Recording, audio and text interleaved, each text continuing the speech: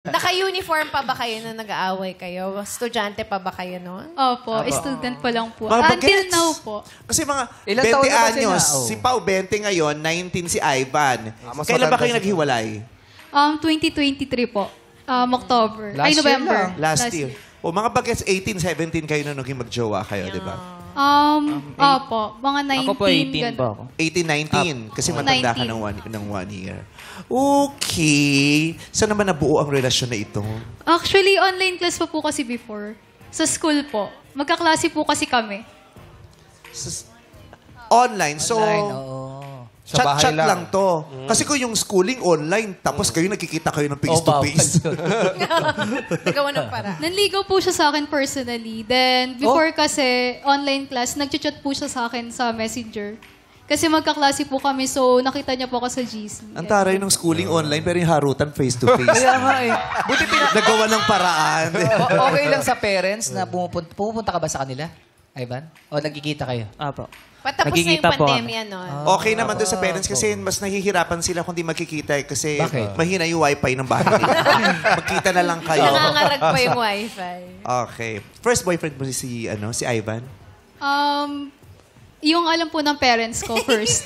Ngayon, today, ano mo Yari. nalaman nila? Sinumpa niya po ata. Naka 27 na po siya. Pang ilan mo Parang siya? sinumpa niya po ako. Siya na po yung last ko ngayon. Oh. Kasi last year lang po kami nag-break eh. Pagaling ka muna, nasugatan ka. Naka-move on na po ako eh. Oy, Dijuwain mo agad yung tatlo. Nagmamadali ka pala. Bilis eh, 6 months. Take your time. Naka-move on ka na agad. Ay, ganda. Bakit ang bilis? Hindi ko rin po alam eh.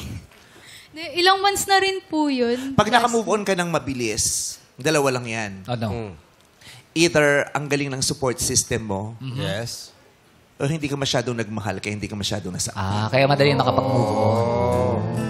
Alin sa dalawang nabanggit ang naramdaman mo? Wala po. Hindi pala dalawa. Wala doon sa dalawa.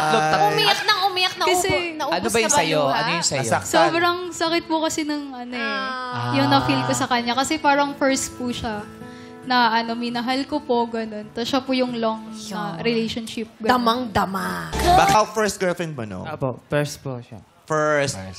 Tapos, mabilis ka naka-move on o matagal? Matagal-tagal din po. Sobra mo ba siyang minahal? Opo. Sobra ka nasaktan? Opo. Bakit Sobra nagre-react po. si Pao habang nagsasalta ka doon Nag-agree nakapag-move naman on? siya. Sabi niyo,